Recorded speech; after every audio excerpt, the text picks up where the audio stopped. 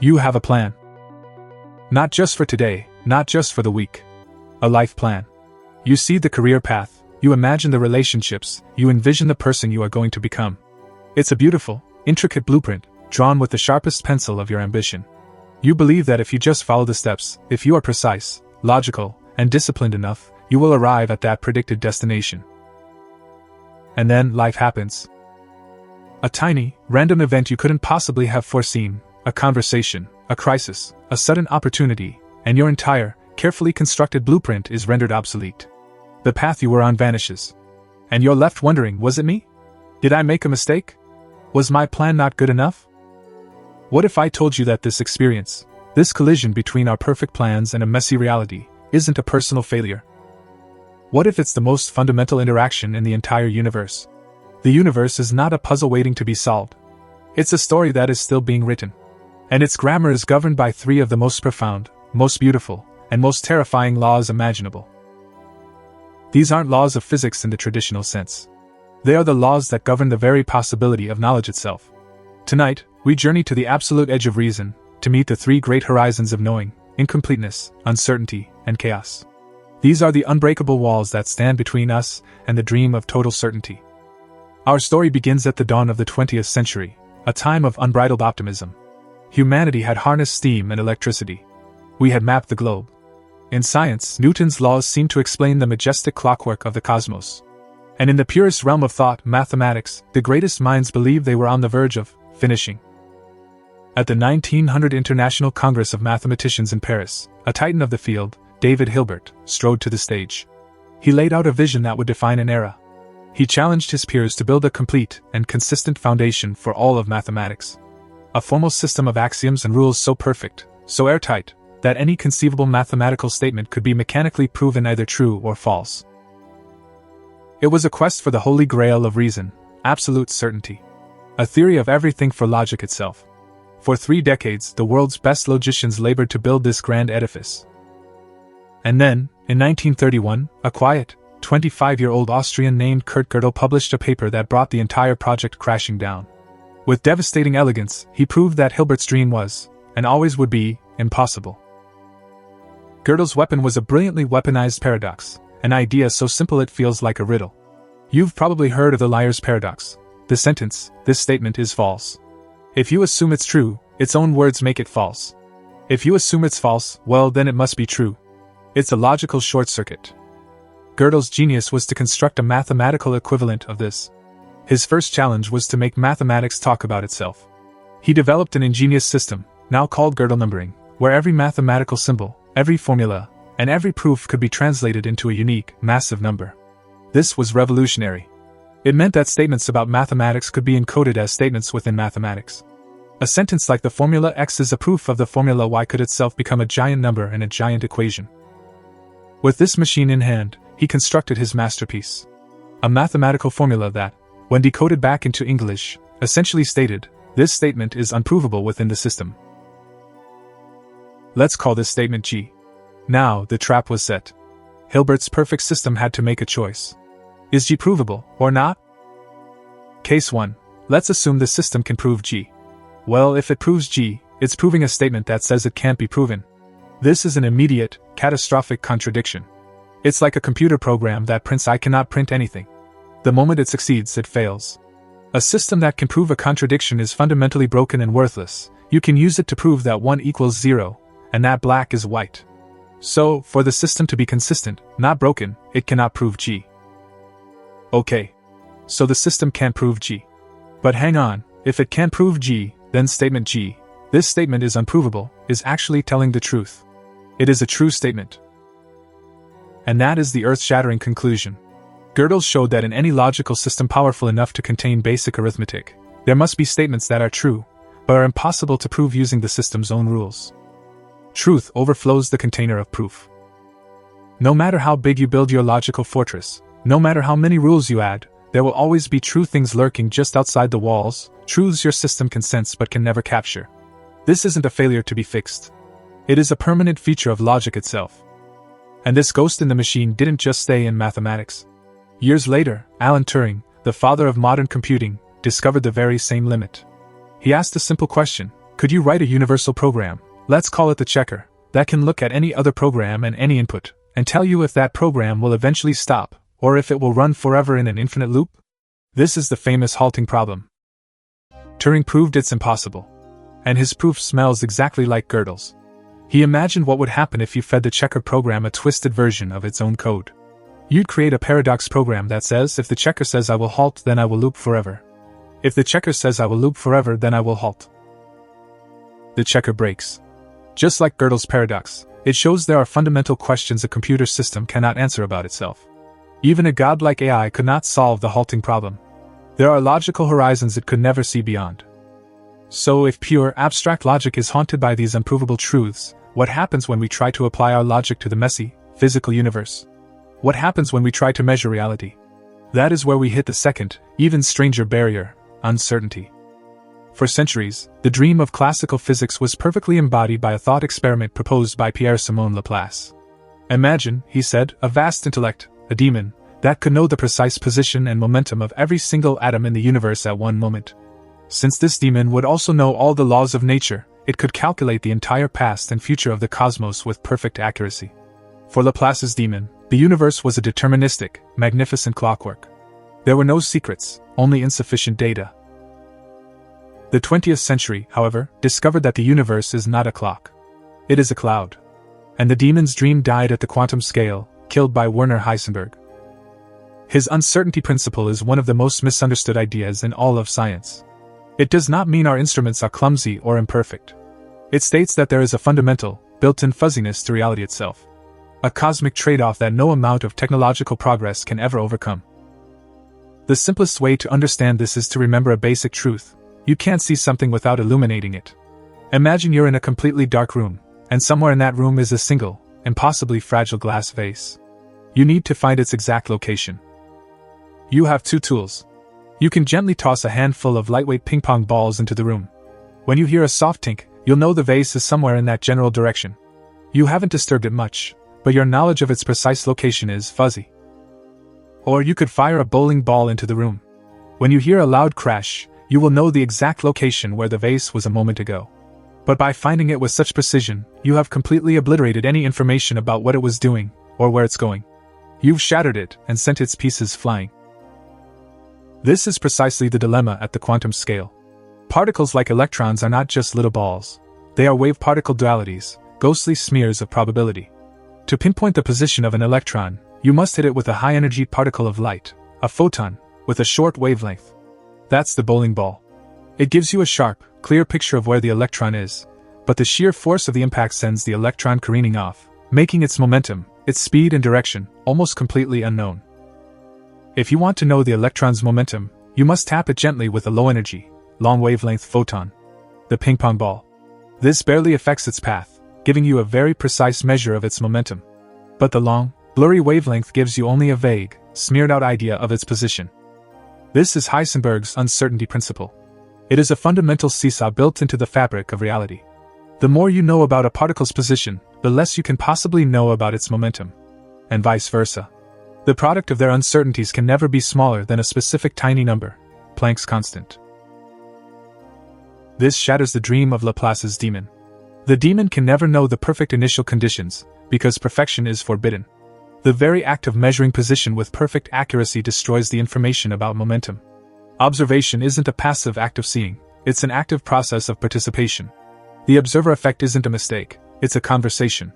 When we measure the quantum world, we force it to take a stand. That smear of probability, that cloud of potential, collapses into a single, definite reality. And what it was before we looked, we can never truly know. This idea is so radical it asks one of the deepest questions in all of philosophy. Is there even an objective reality when we're not looking? The universe, at its most fundamental level, may not be a collection of things, but a network of relationships and interactions. A place where certainty in one area is always, and forever, paid for with ignorance in another. So, our pristine towers of logic have unprovable truths hidden in their foundations. Our deepest measurements of reality are clouded by an inescapable shadow of uncertainty. But surely, we can still predict the big stuff, right? If we see a storm system forming, we know where it will go. If we see a pendulum swing, we know its path. Newton's laws still work, don't they? Well, they do.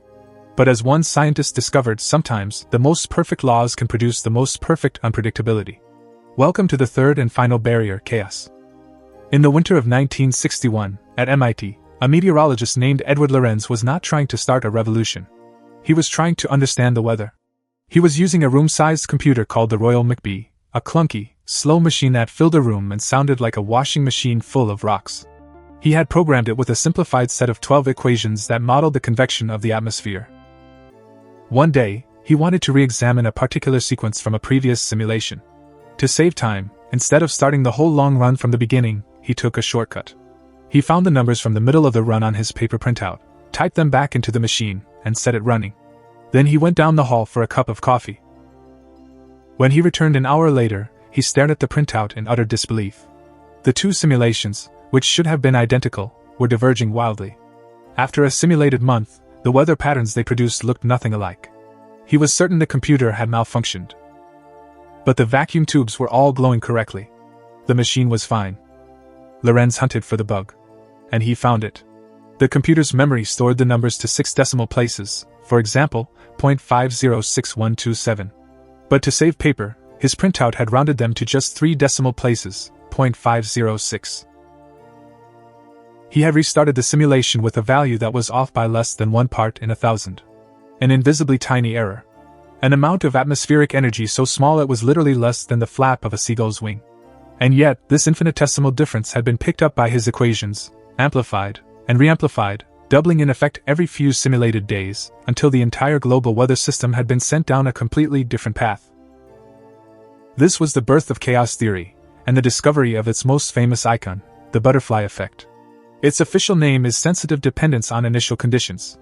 It reveals that there are systems in our universe that are perfectly deterministic. They follow precise, mathematical laws with no randomness at all, but are, in practice, completely unpredictable. The reason is nonlinearity. In a simple linear system, small causes have small effects. Push a box twice as hard, it accelerates twice as much.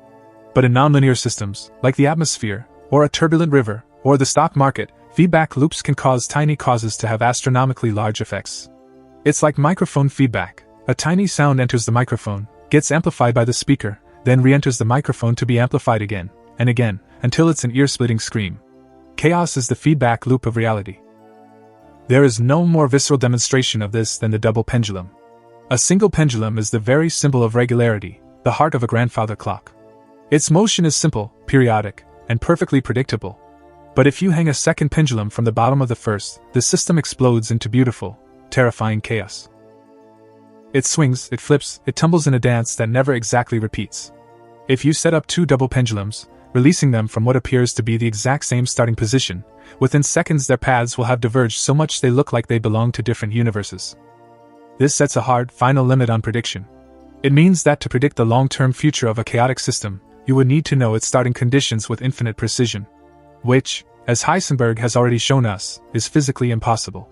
Prediction doesn't just get harder over time, it hits a wall. There is a forecast horizon beyond which we simply cannot see. For the Earth's weather, that horizon is currently about 10 days. Beyond that, even with the most powerful supercomputers on the planet, our forecasts are no better than a statistical guess. The butterfly has beaten the machine. So here we stand, before 3 immense barriers. Gödel's wall of logic, where true statements lie forever beyond proof. Heisenberg's quantum fog, where the act of looking changes what is seen. And Lorenz's chaotic horizon, where perfect laws lead to intractable futures.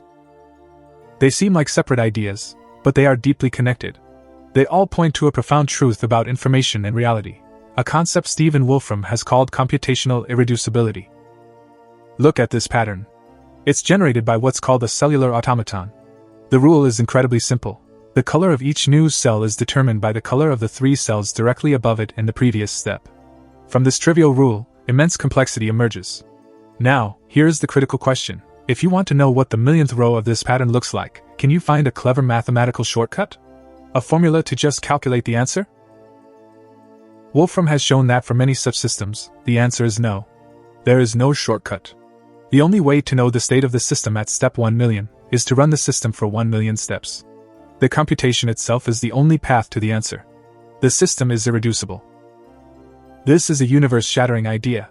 It suggests that many processes in the universe, the evolution of life, The flow of a turbulent fluid, the workings of a mind, maybe even the unfolding of history itself, are computationally irreducible. Their futures cannot be predicted in the classical sense, because the only thing that can compute the future of the universe is the universe itself. And every single step of that cosmic computation has a physical cost. Rolf Landauer discovered the fundamental link between information and thermodynamics with his principle. Erasing one bit of information, flipping a 1 to a 0, must necessarily release a tiny, minimum amount of heat. This means information is not an abstract concept, it is physical. It takes energy to create, to store, and to destroy. Knowledge has a thermodynamic price. Every thought you have literally warms the universe by an infinitesimal amount, paying a tax to the second law of thermodynamics. Now let's revisit our thought experiment of the perfect weather oracle, armed with all three limits. To defeat chaos, the oracle needs perfect, real-time data on every molecule in the atmosphere. But Heisenberg's uncertainty principle says this is impossible. Perfect knowledge of position makes momentum unknowable. The data is fundamentally fuzzy.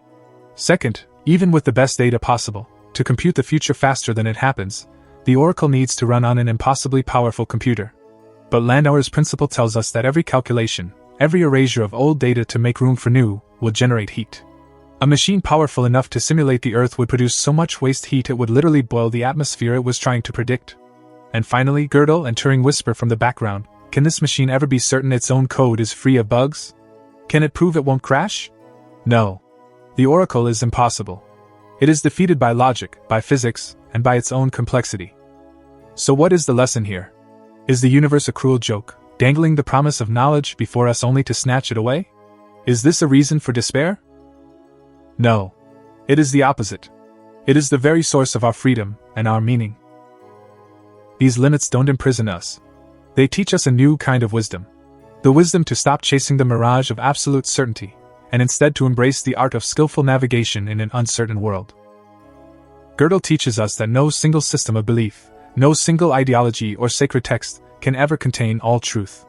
It invites us to be humble, to be open, and to recognize that there are always more things in heaven and earth than are dreamt of in our philosophies. Heisenberg teaches us that we are not separate from the world we observe, we are a part of it. Every action, every measurement, every choice we make has an impact. It calls us to act with care, with reverence for the delicate dance of reality that we are participants in, not just spectators of. And chaos teaches us that the future is not a destination to be predicted, but a possibility space to be explored. It liberates us from the tyranny of the perfect plan. Instead of building brittle structures designed for one specific future, it encourages us to build robust, resilient, adaptable systems, in our technology, our societies, and our lives, that can thrive no matter which way the butterfly flaps its wings. These limits are what make the universe interesting. They are the reason for surprise, for discovery, for art, for love. A world that was fully provable, perfectly measurable, and completely predictable would be a dead world. A finished story. Our universe, thankfully, is computationally irreducible. Its story is still being told. And we are the authors of the next line. That feeling you have when your perfect plan falls apart? That's not failure. That is the universe inviting you to co-create the future. The horizons of knowledge are not caged bars. They are the edges of the map that whisper, here, there be wonder. These three great limits, Gödel's logical incompleteness, Heisenberg's quantum uncertainty, and Lorenz's beautiful chaos, each shape our world in profound ways. But I want to ask you, which one resonates with you the most on a human level? Let me know in the comments which of these cosmic walls you feel most often in your own life. Your stories are a crucial part of this audit. And if you believe that wrestling with these big ideas is a worthy use of your time, then please subscribe and join us. We go to the edge, every day. Now don't go anywhere. The algorithm, in its chaotic wisdom, has selected another video for you on the end screen. It believes, with some degree of probability, that it's the perfect next step on your journey.